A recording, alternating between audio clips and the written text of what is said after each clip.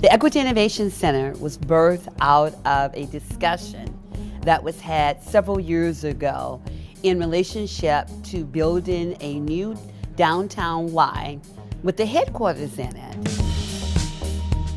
We were doing work with multiple diverse racial groups within the community. We developed a center that was more than just for one group, but for all. That was the realization for where we are today, to really have a place where communities can come and engage in conversation. A place where organizations can also come and engage in deeper conversation as it relates to race, equity, inclusion, and diversity. What's interesting is that our mission and our vision have always been about being for all, but we have not articulated that very well throughout our history.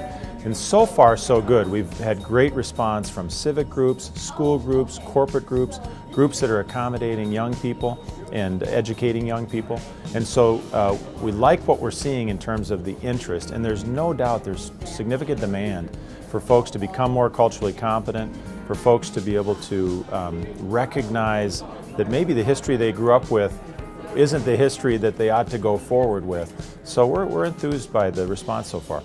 I believe the work of the Y has a historical position in the area of equity, and to see a facility that appears to be attempting a method of conversation, reflection, and creativity is exciting to me.